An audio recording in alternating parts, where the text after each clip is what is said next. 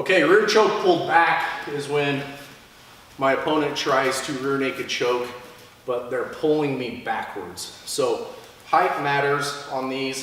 If I'm taller than my opponent, I tend to naturally not pull him back as much. But if he tries to choke me, it naturally pulls me back more.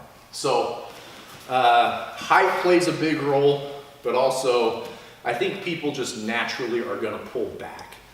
So if we can see our toes, we can lean forward, but I would say the majority of the time that's not gonna be the case. And so anytime we're pulled back, we're gonna have to know a different move. So my opponent grabs me and he's pulling me back. Same thing's gonna apply. I wanna grab the wrist and elbow with the middle fingers right here and right here. Bend to the wrist, bend to the elbow, 5 fingers going in and pinning this nice and tight to my chest. Very important, okay? So 5 fingers in, pinning. The more I pull my elbows down and shave my ribs, the tighter that is. So that's where the tightness on this comes from. It's not just pulling with the hands, but rather pulling with the elbows. Okay. So 5 fingers in, pulling with the elbows. Okay. He's got me pulled back. I like to rest my weight on my neck here and make him carry some of my weight. Okay. It makes it a lot easier for me to move my feet. If I try and keep my weight off of him, it plants all the weight into my feet and becomes harder to move. So I'm actually just gonna lean back on him a little bit and rest my head right on his shoulder or wherever it might be on his chest. So from here, I'm going to reach with this foot and find his leg right here. And I'm just looking to put my heel right behind his heel. I don't need to go super deep like this.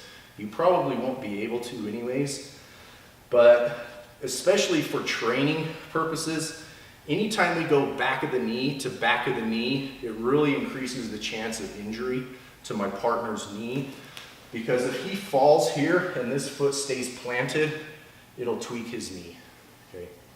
So, and really clean technique is just gonna be Achilles tendon to Achilles tendon. So when I step around here, we're just gonna be blocking like this. It doesn't need to be super deep. And in fact, we don't want it to be. Okay.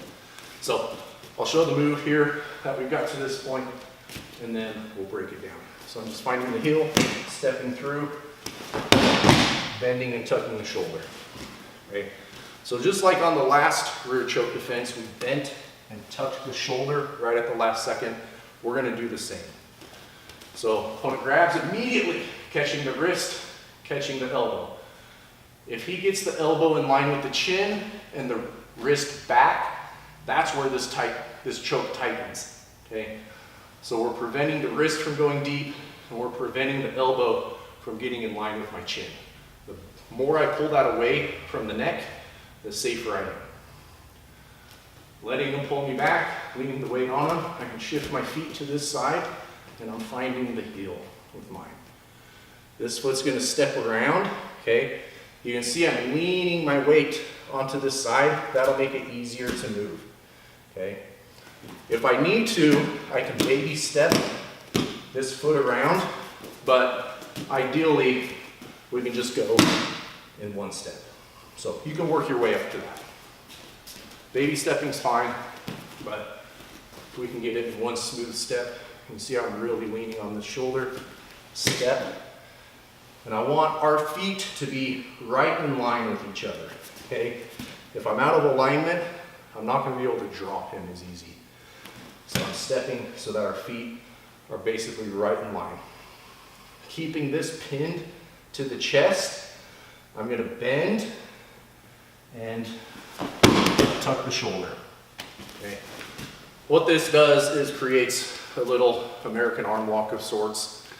And because I've got his leg blocked, he can't step back to stay on his feet. So by creating some pressure here, really driving my shoulder kind of into his bicep and shoulder chest area right at the last second, that is what's going to push him down. Okay. So a couple more times here.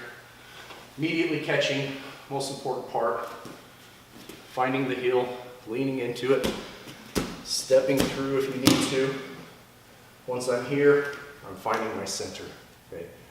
Getting my posture back. Now I'm just gonna lean, bending at the hips, tucking the shoulder at the last second. Couple more angles here.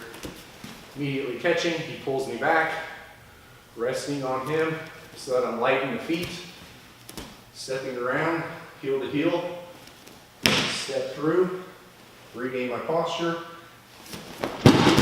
and tuck the shoulder. Okay.